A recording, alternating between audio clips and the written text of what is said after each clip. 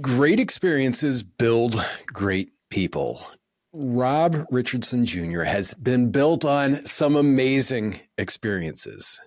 He's a successful entrepreneur, a passionate advocate for social impact, and over the past 5 years of us working together, he's also become a friend. In this, Rob has worked incredibly hard to level the playing field through inclusivity. Now, mind you, that's inclusivity. He's not excluding anyone. It's inclusivity with this. And that's with his work spanning from education to politics to the exciting new world of AI. If you are looking to learn from a life of great experiences with great people, you will want to stay tuned.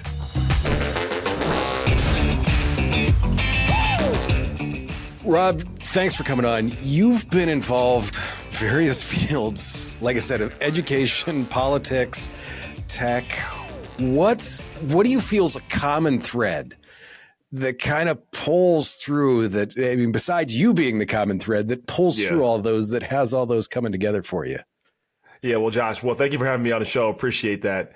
The common thread that pulls together my many lives is I tell people I've lived a lot of different lives. Like literally, I've lived a lot of lives, a lot of careers in a very compact amount of time. But what really ties all of them together, I would say, is really my drive and passion for social impact, right? So, I've been tremendously blessed. I had and I won't tell you my life story, I promise. I won't go down a rabbit hole, but I'll just tell you very quickly. I will tell you to not make a long story bearable, the very quick story of my life that's less than 2 minutes. So here you go. So I was, I was told, I struggled in school early on and was told that, by a teacher that I would never essentially make it to college and achieve a lot of my dreams. And I think I had this chip on my shoulder to kind of prove her wrong. But more importantly, I understood that many others are told these like narratives in front of them that they believe that they're confined by. And so like the reason why I was involved in education, politics, the reason why I'm involved in tech is that all of these are transformative fields that we have to do more to make sure that they're accessible to everybody. And so that's my underlying passion. It's about really how do we make the world a better place through social impact? How do we make it more inclusive? And by inclusion, I define inclusion as not exclusion. So like it's about like being intentional about making sure that everybody has an opportunity to participate. It's funny because through the years I've noticed that you never step on anyone. You always always reach out to those to bring them up. It's never about pushing someone across out of the side. And to me, that's admirable in how you do that. With that, I mean, you've had Disruption Now, your podcast, for a long time. What was the initial thing that made you, because I know it's changed. We've watched it change in the past couple of years. But what was the initial vision for the podcast? I think the initial vision for the podcast was about telling stories and allowing people to see that they can disrupt common narratives and constructs that's in front of them. And so focusing on stories and on individuals that have, approached the world in a different way and really come about and show that there's not a one way to do this, that there's not just one person that can do this or a type of person that can do these things. So, my goal with Disruption Now is to really make you think differently about how you see the world. You can see the world from this one lens in that, like, if I come from just this experience, you believe that this perspective is the only perspective, it is the only way. My goal is to show you that it's not, right? And to really challenge those, what we say, common narratives and constructs. I think initially there was a lot of, and there still is, the political lens. I think it was more the political lens when I started it, because I was coming out of, that's the world that I was in. I really dove into the podcast really after figuring out what I wanted to do with my life. After I ran for office. So, really short story, I ran for treasurer of the state of Ohio. And when I ran, I thought I needed about 1.8 million votes to win. The good news, Josh, I got over 2 million. But But bad news, I still lost. So,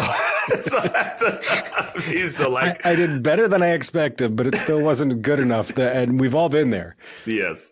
So, I really got into really politics, saying I just didn't want to go back to just being a lawyer. And that would just be, I feels like I wouldn't be, my voice wouldn't be out there. I wouldn't connect with people. So really, honestly, it was really a therapy for me initially, just to say, all right, how can I actually still connect and use, and leverage all these people I've met, all this knowledge that I've gained, and figure out how I can have impact in the world. And I really didn't know. And part of why it's changed so much is, I was discovering what the hell I wanted to do with it.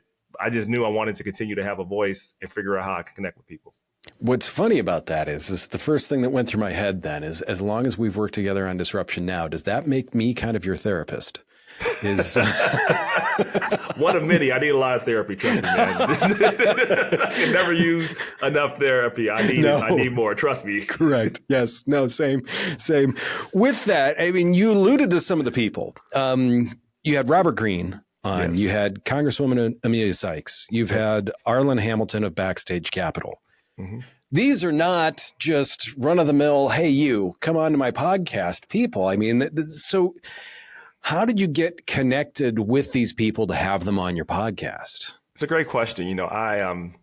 Some of it I reached out to them. I just saw them and wanted to reach out. Some of them reached out to me. And what happens is, once you establish a podcast, I don't have millions of followers or anything.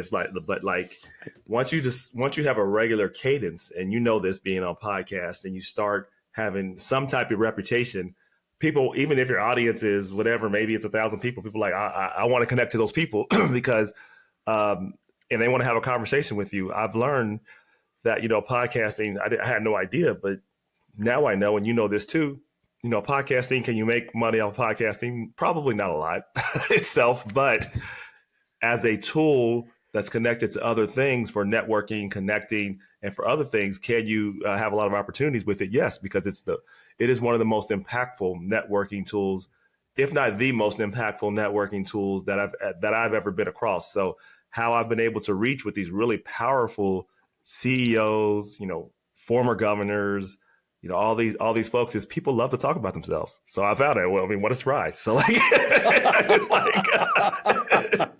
do you want to come talk about yourself? Yep. Yeah, exactly. My political mentor, he's not with us anymore. God rest his soul.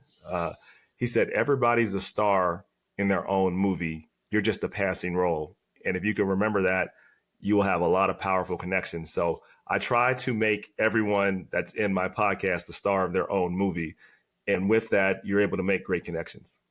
Oh, I love that. That's a great saying. I absolutely love that. And it's funny because, some of those conversations, the thing that I like with them is that you've always, like you said, you've had that social impact piece.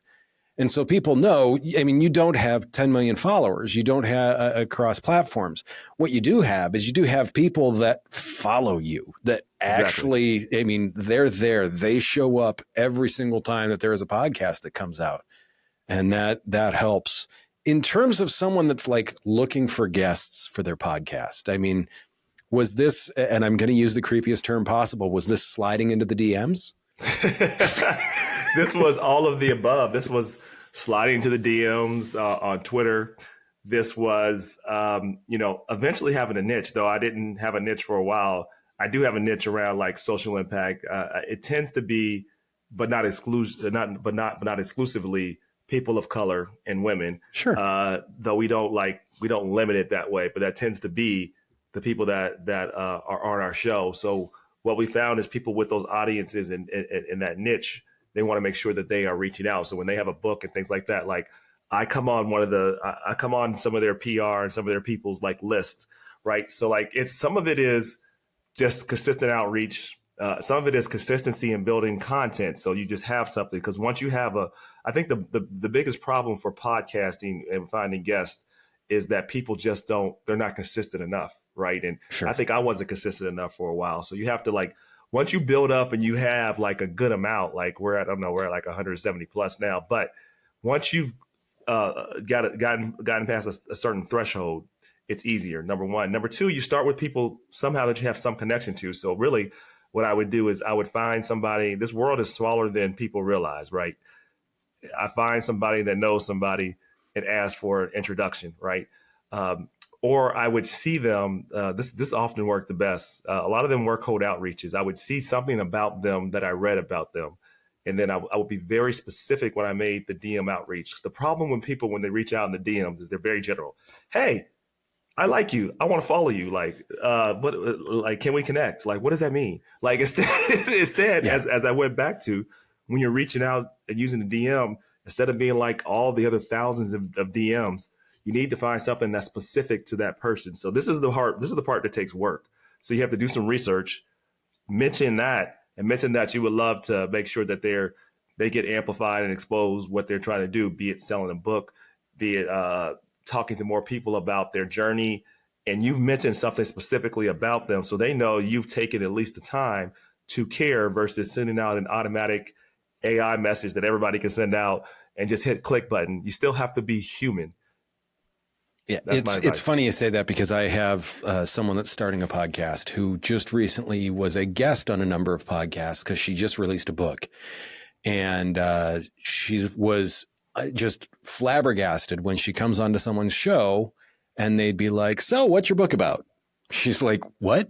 Did you just say, come on, my," and yeah, just so something that, I mean, with the number of guests that you've had on and the level of guests that you've had on being very top tier, a question that I've been dying to ask for a long time is, what's one of the most valuable lessons that you have taken out of a guest from your podcasts? Mm. Oh man, there's so many. What's some of the most valuable? I knew that was going to be the answer. And it doesn't, we'll classify this. It doesn't have to be the most valuable, because, you know, as soon as we're off the podcast here, you're going to be like, oh wait, that was it. But give me something that slides into that top 10 or 15 where you're like, oh, that's a life lesson. Yeah, there were so many good ones. I think Robert Greene, who's like my favorite writer. It was very interesting having him on the show. I think his approach to writing was very interesting to me, right? And I tried to figure out how I can, and still figuring out how I can incorporate that into how we do things both on the podcasting side, but as well as you know, I throw events too on the event side. I work very hard to do that on the event side, and I work hard to do what he's saying, which is, he says he will start off a story, and how he brings in people is he makes it as entertaining as possible at the beginning, right? So really, I'm a natural person that likes to educate people, right, and empower people, and that's still important. But what I learned is it's more important to entertain first, then direct them towards education. Because once you've captured their attention and you take them down a direction, you have them, and then suddenly you've entertained them, and they're, you know, it's for the Robert Greene's case. You're reading this 900 history book, but he's made it so interesting. But he's teaching you history and teaching you human psychology at the same time. But he starts from a place of entertainment, because that's where he came from in the world of Hollywood, but capturing your attention and then taking you down a path, and then taking you down an unpredictable path. You think the story is going this way, suddenly it takes you for a left, right? So like, and so what I learned is entertain, like infotainment, entertain and hook people first, then seek to direct them and educate them through that.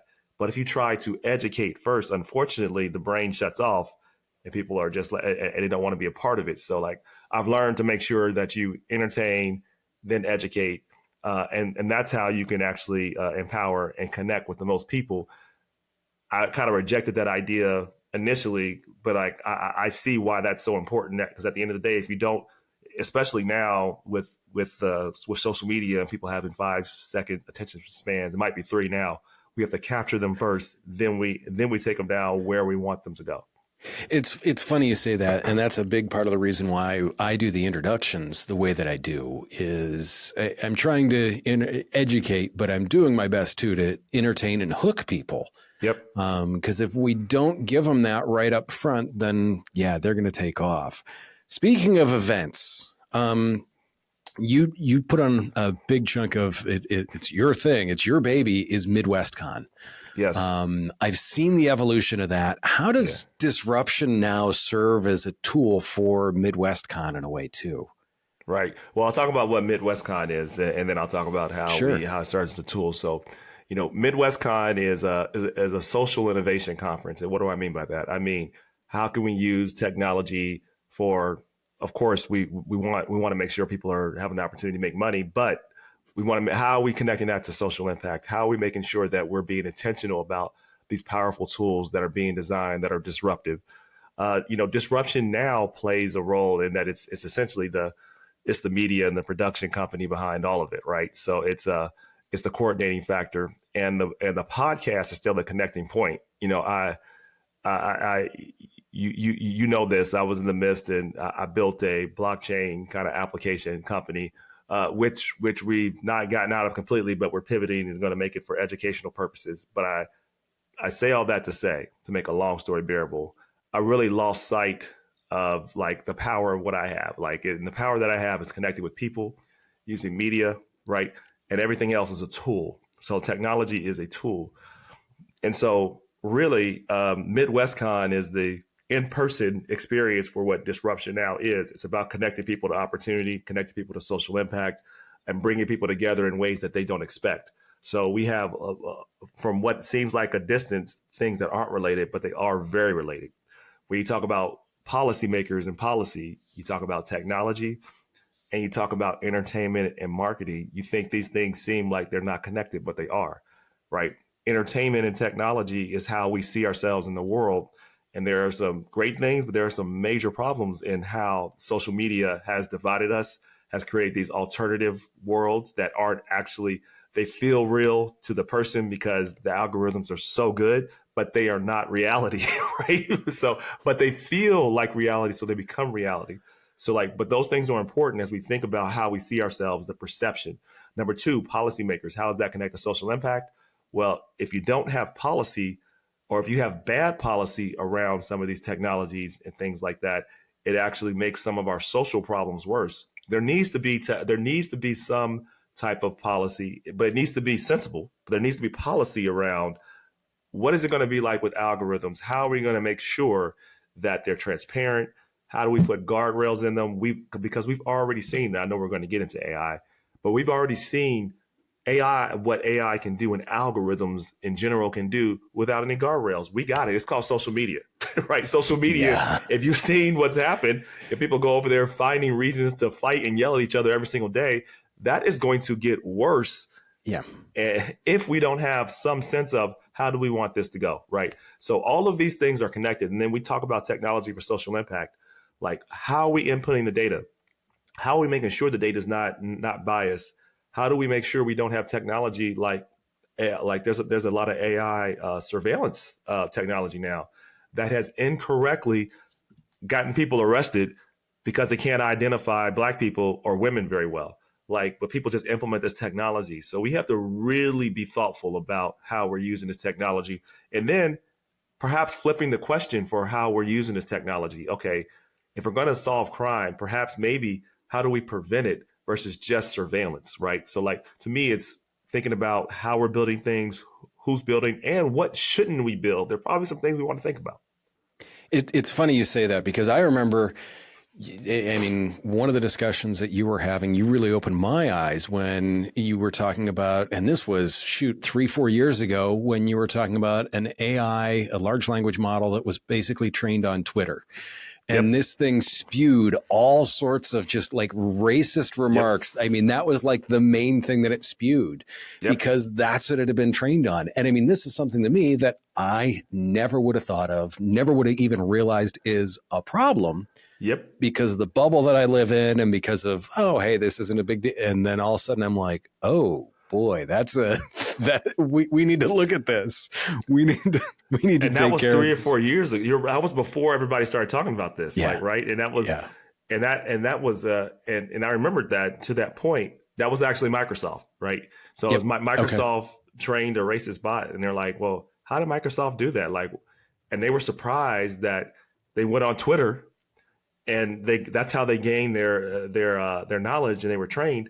And they were like, well, how could it come back racist? And my answer is, have you been on Twitter? I mean, it's like, and do you know people? Like, this is our natural bias, and this is and so we know that, and that was years ago. Yeah. You know, and I think Microsoft learned some things from that. I can tell you, one of our guests I learned a lot from, one of our speakers that's coming up at Midwest Con is Noelle Russell. I think her last name has changed now, but I can't remember. But it's Noelle. I know her first name. She's in AI, and she was a central leader in helping develop this technology at Microsoft. Okay, Josh, and she told people there's problems with this, and you know what happened to her when she told people that? She was fired from Microsoft, right? So it's the thing is, I think now they realize that's a problem, but this is the challenge with being a disruptor. People don't want to actually acknowledge these things. They just want to pretend like it's not an issue until it's an issue. But when it becomes an issue, it becomes where it's very hard to solve, because data builds on itself so much that if we don't train it right, I look at it this way, and I know we're going down a rabbit hole, but I'll just say this quickly. Think of it like a kid. If you're raising a kid and your kid is 5 or 6 years old and you don't develop the right habits and teach the right knowledge to that kid, by the time they get 18, you can raise an asshole. Yes, you can. Right? And we could be raising AI assholes. That's my fear. So. I love that. And it's funny. A friend of mine made a great example about AI, saying you have to tell it exactly what you want because it doesn't know any better. And the example that he used, he goes, we were on vacation, and he goes, my nephew, he goes, he's wearing the same clothes for 3 days. So his dad is like, go take a shower. So the kid comes down after taking a shower, and he goes, he's wearing the same clothes. And the dad's like, you took a shower. Why are you wearing the same clothes? He goes, well, you didn't tell me to change my clothes. So the kid goes back upstairs, changes his clothes, comes back downstairs. The dad looks at him and goes, change your underwear. And he goes, okay. So the kid goes back upstairs, changes his underwear. He's like, well, you didn't tell me to change my underwear. And AI only knows what it's been told. That's correct. We're talking about all this bad, scary stuff. So we're going to dive into some of the AI, and let's talk about something good. Okay. What are you most excited about with AI for the future and its impact on society? Oh man.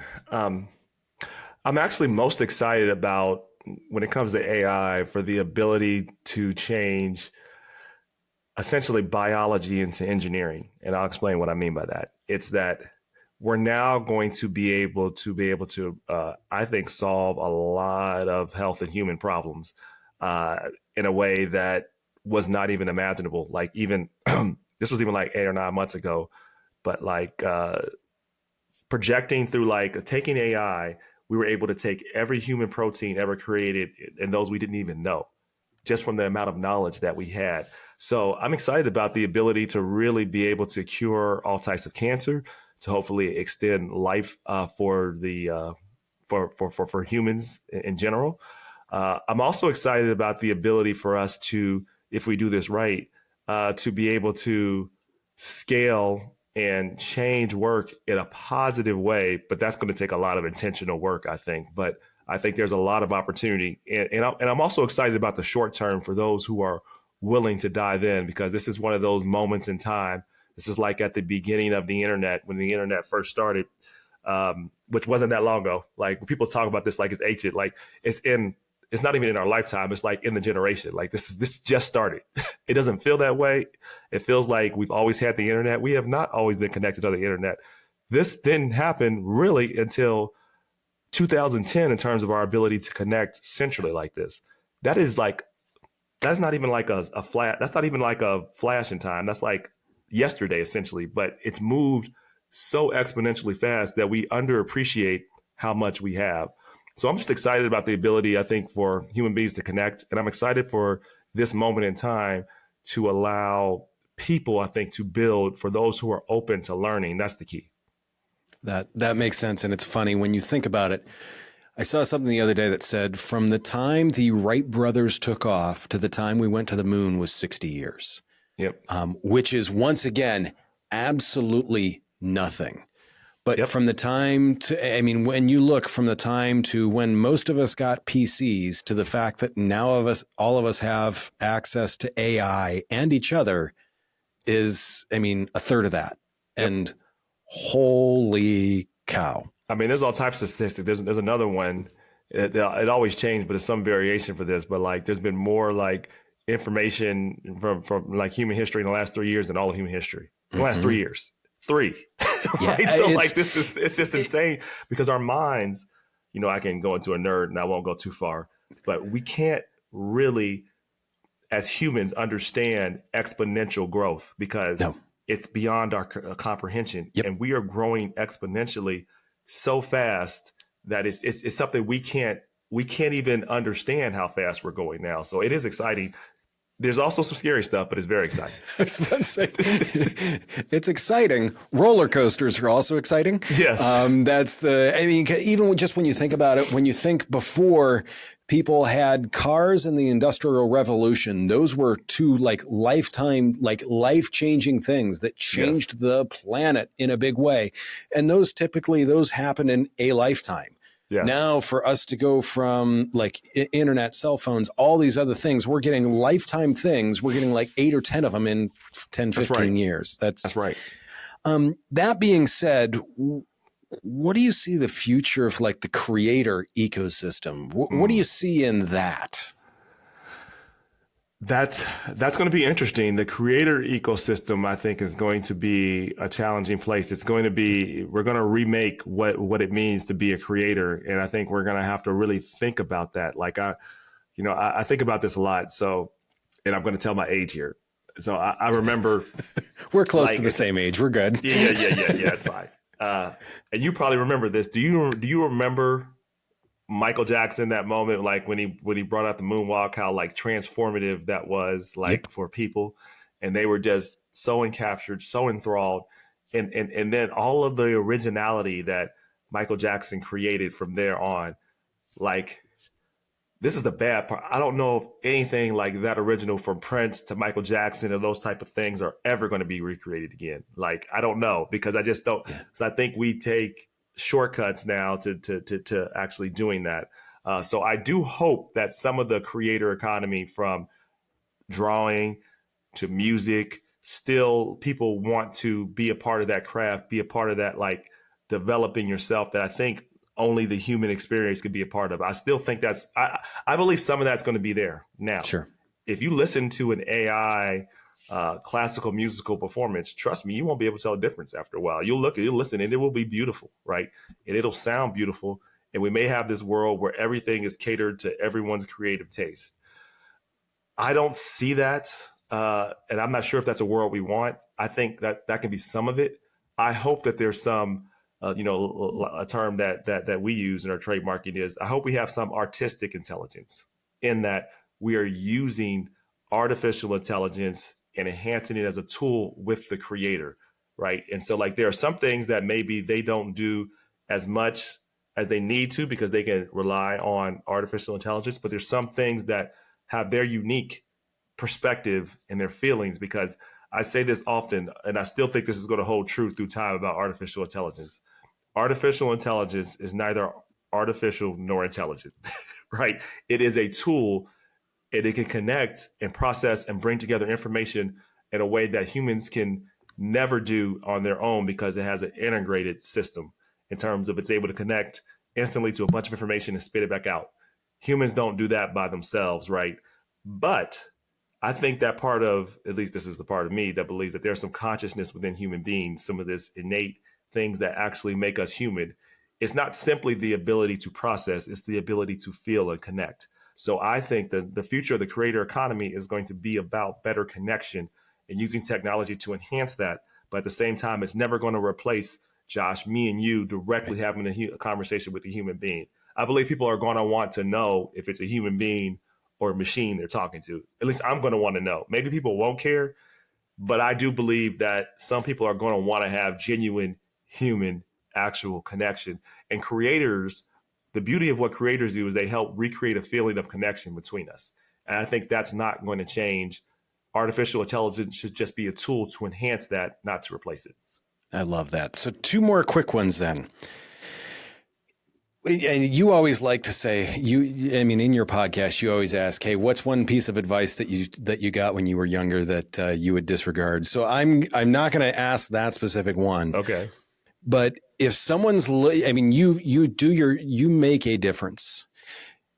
In a short answer, what's one piece of advice you could give to a young person today that's passionate about making a difference in the world? The one piece of advice I would give them is to, one, don't listen to outsiders and critics that don't understand your vision, and get around people that want to persuade you and uplift you. And number two, be competent at something. Like if you're passionate about something, but you haven't developed your craft, it won't matter. You have to develop something. So if you are passionate about social impact, then become competent in some skill, which is going to require some boring, tedious shit. Because you're going to have to go and still study. You're still going to have to learn how to do some things. People think being passionate means that you do everything you love all the time. False, right? You have to also know how to develop some skill sets of things that you may not love to do, but you love where it's going. So you have to fall in love with the process, not just with the things you think are cool. So passion alone is not enough. It has to be matched with persistence and discipline. I love that. So one last quick big question, and your simple answer on this. And I say you got to make a simple answer out of this because I know that is going to make this infinitely more difficult for you. You've had a wide-ranging, broad career. What are you most proud of thus far in your career? The short answer. Oh man, that's the reaction I was hoping for. That's why I asked it this way. Yeah, that's hard. That's like trying to, if you have kids, choose who's your favorite kid, right? Like, yep, it's like 100%. Yeah, it's like there's no right answer in terms of where I say I'm proudest of. I think I'm proudest of my legacy at the University of Cincinnati. I'd have to say, love it, and all the difference that I think I've been able to play a part in, from taking the university to where it was to a more innovative and inclusive university. So I would say that's one of my most proud kind of achievements and the legacy of the University of Cincinnati. And that is a great, great, great foundation to build off of. I mean, knowing what you've done there and everything like that, yes, that is a wonderful place to start off of. And plus, you've been able to build off of that throughout your entire career with stuff like Midwest Con and some of the other things. It 100% makes sense. I love it. It ties in so well. Where can people find you, and what should people be looking for? Yeah, so people can find me at, first of all, we want you to come to Midwest Con. I know a lot of people here are in Ohio, so it's we're a Midwest Center conference, but we're definitely Ohio focused.